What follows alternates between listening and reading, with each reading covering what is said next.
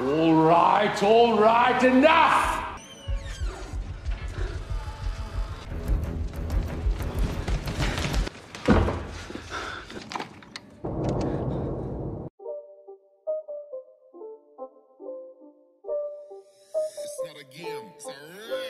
Halo guys, selamat datang kembali di channel Bro View. Bagaimana kabar kalian semua? Semoga dalam keadaan sehat selalu dan diberi kelancaran dalam segala aktivitasnya. Masih bersama saya Stephen yang akan menjelaskan alur cerita filmnya. Kali ini saya akan menjelaskan alur cerita film yang berjudul Escape from Pretoria.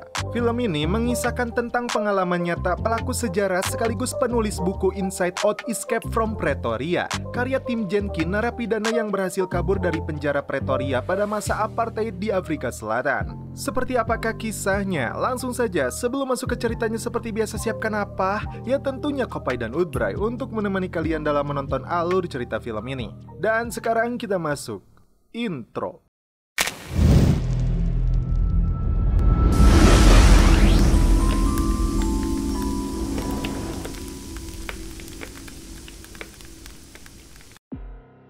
Di awal film, diperlihatkan potongan video asli tentang kekejaman polisi menembaki anak-anak kulit hitam di Afrika. Isu apartheid atau pemisahan orang berdasarkan warna kulit mereka begitu kuat saat itu. Dan inilah aktor utama dalam film ini, dia bernama Tim Jenkins yang diperankan oleh Harry Potter atau Daniel Radcliffe. Dibantu temannya yang bernama Stephen, mereka meledakkan sebuah tas yang berisi selebaran dalam misi anti-apartheid. Dibantu orang kulit hitam dan Asia, mereka memperjuangkan kebebasan dan kesetaraan bagi seluruh ras.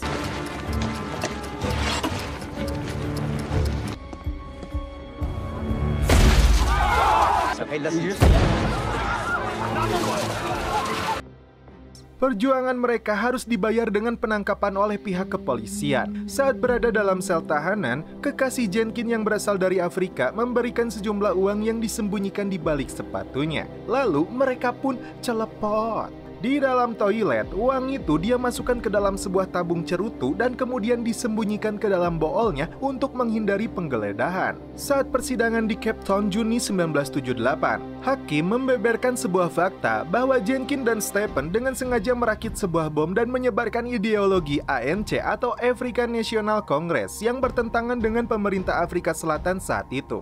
Hakim memutuskan kurungan penjara selama 12 tahun untuk Jenkins dan 8 tahun untuk Stephen. Mereka akan dijebloskan ke penjara politik Pretoria khusus pria kulit putih. Masih berada di area pengadilan, Stephen mencoba kabur melalui jendela, namun naas petugas yang berjaga langsung menangkapnya kembali.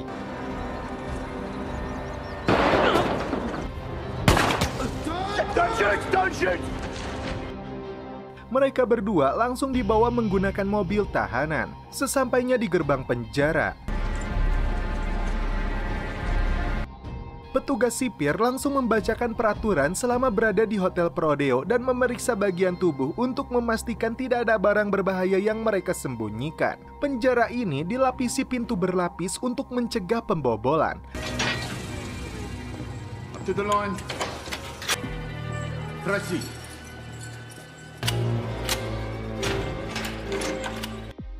Jenkins dan Stephen ditempatkan di kamar sel berbeda dengan 2 lapis pintu besi.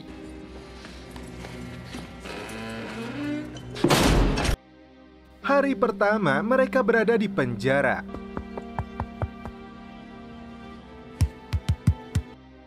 Pagi harinya, mereka dikeluarkan dari selnya untuk menikmati sarapan. Jenkins tampak kebingungan. Seorang pria botak yang diketahui bernama Dennis Goldberg menyuruhnya untuk duduk. Dia adalah ketua dari para tahanan politik. Baju yang digunakan Jenkins dan Dennis berwarna biru, dan sebagian tahanan lainnya ada yang berwarna biru dengan suatu alasan. Ketika Stephen tiba, dia mengatakan kepada Dennis akan melakukan berbagai cara agar bisa keluar lebih cepat. Tiba-tiba, petugas sipir menyiksa seorang tahanan yang ceroboh saat melakukan tugas membawa makanan. Pria itu dijuluki sebagai Potluck. Saat sedang berolahraga, Dennis bisa menebak Jenkins menyembunyikan sesuatu dalam pantatnya. Dia lalu membeberkan sistem keamanan di penjara ini. Dari mulai benteng bangunan setinggi 20 kaki dengan kawat berduri dan lampu pencarian yang menyala dari malam hingga fajar. Bahkan penjaga menara bersenjata yang bertugas mengawasi penjara ini dari atas. Dan jika ada yang berniat kabur melalui terowongan, maka akan tersesat kembali ke penjara ini. Satu hal yang menguntungkan di balik tembok penjara ini langsung terhubung ke jalan raya. Setiap tahanan baru yang datang hanya sanggup bertahan 1 minggu untuk memikirkan cara agar bisa kabur. Setelah itu mereka pasrah dan ikhlas menerima nasib. Seorang tahanan bernama Leonard yang sudah tinggal lebih lama ingin bergabung dengan mereka untuk kabur dari penjara ini, meskipun belum pernah ada yang berhasil melakukan hal itu. Jenkins kemudian ngahejen untuk mengeluarkan uang yang dia sembunyikan. Uang itu diberikan kepada Dennis sebagai ketua tawanan politik. Dia adalah orang bangsawan yang dihukum seumur hidup karena berusaha menggulingkan pemerintahan apartheid dengan revolusi kekerasan seperti halnya Mandela. Di hari ke-23, saat malam, Jenkins memperhatikan lubang kunci dengan korek api cekes. Ratusan ide dia pikirkan agar bisa kabur dari penjara ini, namun pikirannya kembali ke lubang kunci itu. Menggunakan kertas HVS dan sebuah pensil, Jenkins mencoba menggambarkan lubang kunci pintu sel. Dan ketika sedang mandi, Jenkins mengatakan idenya untuk membuat duplikat kunci sel dari bahan kayu yang bisa mereka dapatkan dari bengkel kerja. Jenkins yakin kayu itu tidak akan patah jika diukir berlawanan arah dengan arah kuncinya. Stephen menambahkan selalu ada yang pertama. Saat mereka menikmati makan, Leonard mengalihkan perhatian petugas agar Jenkins bisa memperhatikan kunci yang dibawa petugas. Ternyata dia tahanan kulit hitam yang dijuluki sebagai potluck yang selalu menjadi korban kebejatan petugas sipir. Tidak ada hari yang dilewatkan Jenkins selain melihat kunci dan membuat sketsa gambarnya.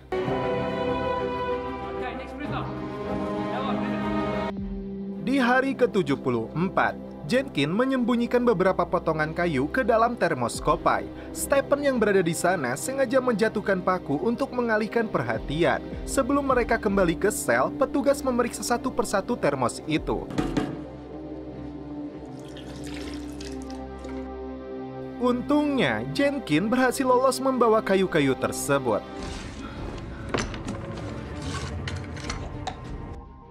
Dengan penuh ketelitian dan kesabaran, Jenkins membentuk kayu itu mirip dengan sketsa kunci yang telah dia buat sebelumnya.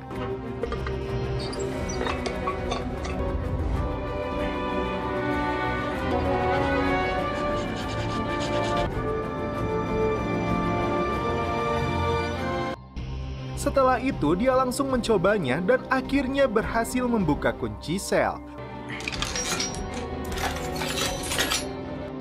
Untuk pertama kalinya, Jenkins bisa tersenyum. Masalah belum usai, karena Jenkins harus membuat kunci lain untuk membuka pintu kedua, dan masalahnya pintu kedua itu hanya bisa dibuka dari arah luar. Tidak mau menyerah, Jenkins kembali membuat kunci kedua. Tepat di 100 hari mereka bertahan di penjara ini, ketika sedang bersih-bersih, Jenkins mencoba kunci keduanya.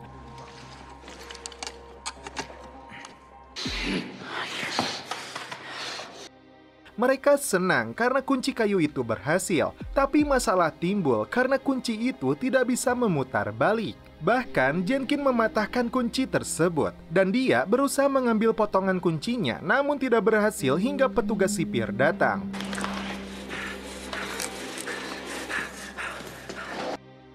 Jenkins bisa bernafas lega ketika petugas itu tidak mencurigai mereka saat kembali mengunci pintu selnya. Leonard mendapat kunjungan dari anaknya. Belum sampai 30 menit sesuai jatah kunjungan, si kehet petugas meminta Leo kembali ke sel hanya karena dia memegang kaca.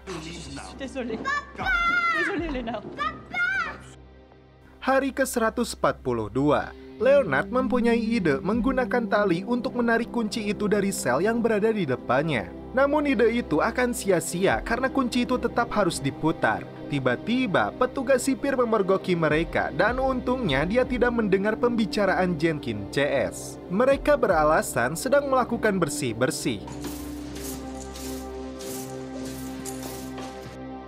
Saat Leo memegang sapu yang terbuat dari kayu, saat itu juga muncullah ide brilian. Gagang sapu itu bisa digunakan dari arah jendela sel mereka untuk memutar kunci. Di bengkel kerja, Jenkins menyempurnakan gagang sapu itu agar bisa berputar. Saat malam hari, Jenkins langsung mencobanya, dan setelah beberapa kali percobaan, dia berhasil memutar kunci itu.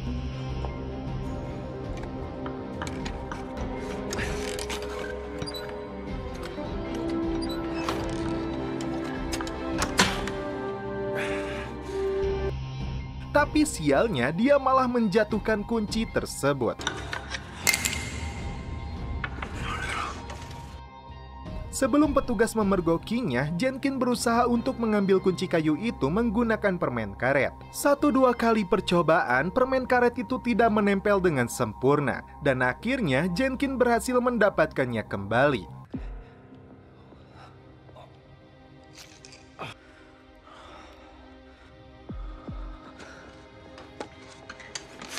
Hampir saja kesalahan kecil itu bisa membahayakan seluruh rencananya. Saat waktunya sarapan bubur ayam, Jenkins tampak begitu lahap, membuat Leo dan Stephen tercengang seperti kasurupan jurik-jarian. Padahal Jenkins puas karena dia berhasil membuka kedua pintu selnya. Duplikat kunci sel mereka bertiga disembunyikan di dalam tanah untuk menghindari penggeledahan petugas. Dennis yang pesimis kembali mengingatkan Jenkins terhadap penembak jitu dan rencana pelarian dia yang menurutnya akan gagal. Di hari ke-206, Jenkins CS meminta bantuan Potluck agar mendapatkan 3 pakaian untuk pelarian mereka nanti yang didapatkan dari napi yang baru masuk dengan imbalan sebungkus Woodbray. Jenkins kali ini meminta bantuan Jitson yang mengurusi lemari film.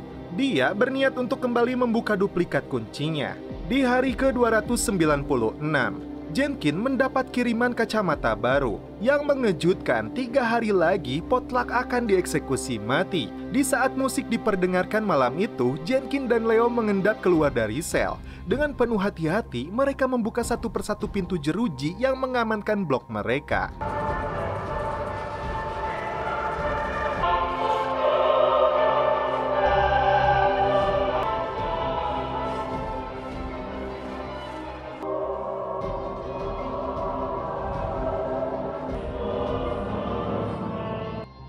Leo yang sangat tegang sempat mencucurkan keringat dingin.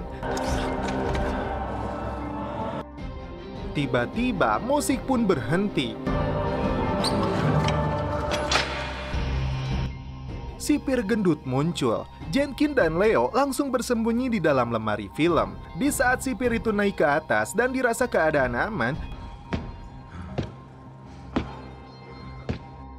Jenkins kembali mencoba koleksi duplikat kuncinya. Sampai di pintu terakhir, Jenkins sempat kesulitan untuk membukanya. Dennis segera ngadehem untuk memperingatkan.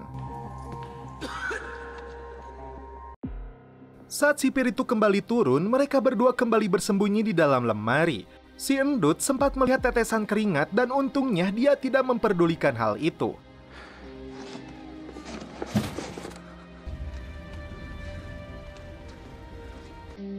Esok pagi, sipir melakukan penggeledahan ke kamar sel Jenkins karena dia tidak kunjung bangun saat bel berbunyi. Seketika, Jenkins cemas dan khawatir mereka menemukan rencana pelariannya. Leonard yang melawan langsung diseret petugas sipir. Kapten menemukan potongan kunci di dalam cangkir kopai. Jenkins beralasan itu digunakan untuk menyandarkan foto orang tuanya meskipun tetap terlihat miring. Sebelum hari pelarian, kunci duplikat kayu itu dia sembunyikan di beberapa titik. Saat hari ke-404, Jenkins mendapat pemeriksaan gigi dan karena adanya pembusukan, Jenkins dibawa keluar penjara menuju rumah sakit. Kesempatan itu dimanfaatkan Jenkins untuk melihat keadaan di luar penjara yang terdapat beberapa pekerja proyek. Jenkins CS kembali mengajak Dennis dan tahanan politik lainnya untuk melarikan diri. Namun mereka tetap menolak dan memilih untuk bertahan di penjara ini setidaknya nyawa mereka tetap hidup meskipun kebebasan mereka terkurung. Jenkins mencoba meyakinkan Dennis pelarian ini tetap bagian dari perjuangannya untuk melawan kaum apartheid. Sipir kembali mengobrak-abrik sel Jenkins. Untungnya, salep gigi yang dia butuhkan tidak dirampas oleh mereka. Jenkins kemudian mengirim potongan koran jalur pelarian mereka kepada Stephen. Saat waktunya tiba, Jenkins CS memulai pelarian mereka. Dia sempat menawari kembali Dennis untuk ikut serta, namun tetap saja dia menolaknya. Mereka bertiga langsung mengganti pakaian. Sedangkan sipir gendut yang bertugas jaga sedang masuk ke dalam lemari film. Dia menemukan kawat penjepit kertas. Satu persatu, Jenkins CS membuka pintu jeruji mereka, kemudian bersembunyi di dalam lemari film. Namun sialnya, Jenkins tidak menemukan kawat pemegang, dan alhasil dia memegang pintu itu dengan hati-hati. Ketika si gendut akan membuka kembali lemari, Dennis segera mematikan listrik hingga terjadi konsleting untuk mengalihkan perhatiannya. Sipir itu kembali ke atas, memberi kesempatan kepada Jenkin dan dua kawannya untuk segera keluar. Jenkin mendapat kesulitan untuk membuka pintu selanjutnya.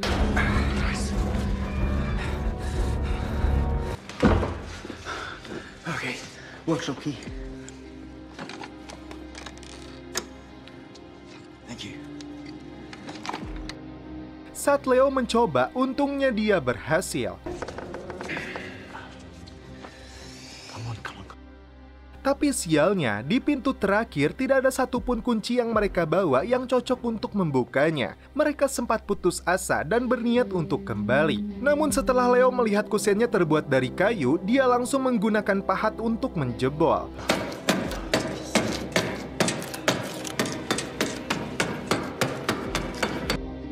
Akhirnya, pintu itu bisa terbuka. Bergaya ala tukang bangunan, mereka mengendap menuju gerbang terakhir yang sudah terbuka lebar. Mereka langsung keluar saat petugas menara tidak melihatnya. Berbekal petunjuk jalan, mereka segera berlari kemudian menaiki taksi kulit hitam untuk menuju Joburg. Di dalam taksi itu, sedih dan senang bercampur. Mereka akhirnya bisa menghirup kembali udara bebas. Sedangkan di dalam penjara, sipir terkejut karena 3 tahanan telah kabur.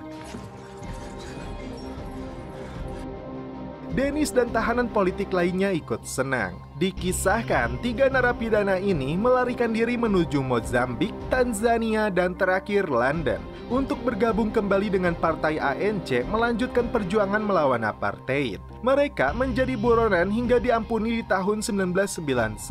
Sedangkan Dennis dibebaskan tahun 1985 setelah 22 tahun berada di dalam penjara. Apartheid runtuh di tahun 1992 dan tahun 1994 Nelson Mandela menjadi pimpinan ANC dan terpilih menjadi Presiden Afrika Selatan. Dan setelah itu film pun berakhir. Oke guys, bagaimana menurut kalian alur cerita film dari Escape from Pretoria ini? Film Escape from Pretoria ini memiliki cara yang berbeda dalam menampilkan usaha lakonnya untuk kabur dari penjara, yakni dengan menggandakan kunci sel tahanan. Yang membuat film ini bisa dikatakan salah satu yang terbaik di genrenya adalah nuansa klasik serta pengambilan close-up shot yang disajikan, seperti menyegarkan kembali subgenrenya. Namun akan lebih segar lagi ketika kalian bangun di pagi hari, langsung seduh cikopai dan suruput dulu.